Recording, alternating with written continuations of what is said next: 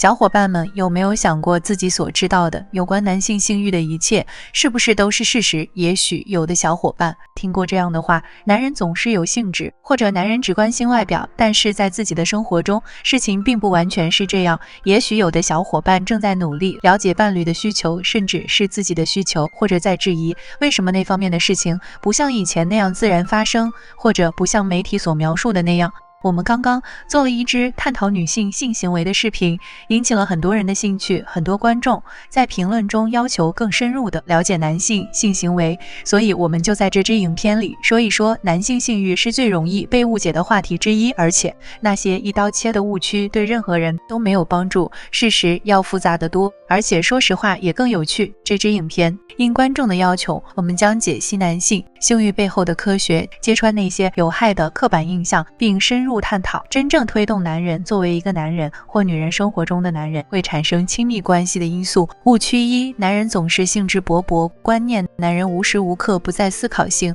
而且他们总是做好了准备。真相：男性的欲望并不像我们想象的那样持续或简单。想一想，你是否曾经因为压力太大、精疲力尽或不知所措而把亲密抛诸脑后？这是每个人都经历过的事情，但男人很少被允许承认这一点。男人总是兴致勃勃的想法给他们带来了很多不必要的压力，迫使他们达到不可能的标准。现在研究确实表明，与女性相比，男性往往更常被报告有更频繁的性想法和更强的性欲。一项针对性别核心研究的荟萃分析发现，男性会更多的思考性、幻想性，更频繁地发起性行为，但这并不意味着他们不受影响任何人性欲的因素影响，比如压力、疲惫，甚至缺乏情感联系。更有趣的是，睾丸激素通常被视为男性性欲的神奇按钮，但它并不像人们想象的那么强大。加州大学圣塔芭芭拉分校的一项研究发现，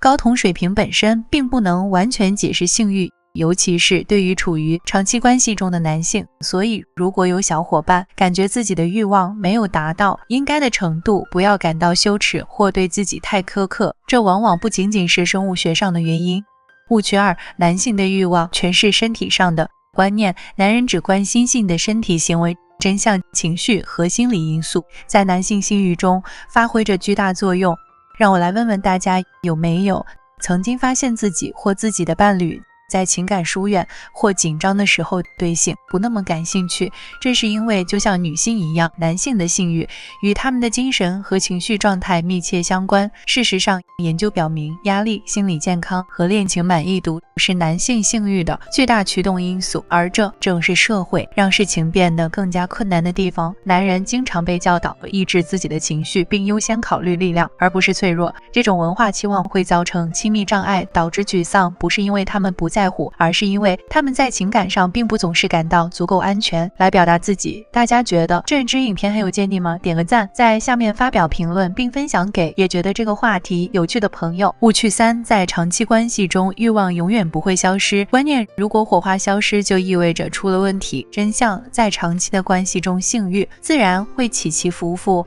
想象一下，你已经和自己的伴侣在一起多年了，你们深爱着对方，但蜜月期已经过去，性爱不再像以前那样自然或令人兴奋。听起来很熟悉吗？研究表明，虽然在长期关系中，欲望会随着时间的推移而减少，但这并不意味着这种联系消失了，而只是意味着这种联系正在不断发展。对于男性来说，情感上的亲密往往是性欲的关键驱动力，通过沟通、欣赏行为，甚至是牵手等简单的手势来建立这种联系，可以重新点燃火花。误区四：男人的性欲无法控制。观念：男人的性欲是纯粹的本能和根深蒂固的。真相：男性性欲受到情绪、人际关系和社会的影响。事情是这样的，把男性的性欲仅仅归结为生理因素，会对男性造成极大的伤害。是的，荷尔蒙和身体吸引力发挥了作用，但情感需求、社会压力，甚至男人如何看待自己也发挥了作用。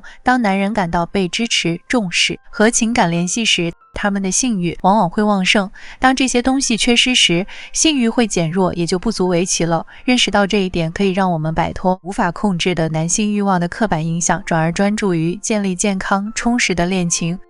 所以，这就是关于男性性欲的真相。这并不是要始终保持心情愉快，或融入某些社会的虚构的谎言，这关乎理解情感、生理和恋情如何共同作用于我们的性欲、核心体验的美丽的复杂性。如果有小伙伴曾经对自己或伴侣的欲望感到困惑、沮丧，甚至羞愧，我们希望这支影片能让您有所清醒和宽慰。如果这支影片能引起大家的共鸣，或帮助到小伙伴们以新的眼光看待事物，请与可能需要它的人分享，并且不要忘记订阅我们的频道，以看到更多类似的影片。想了解女性性欲，看看这支影片吧。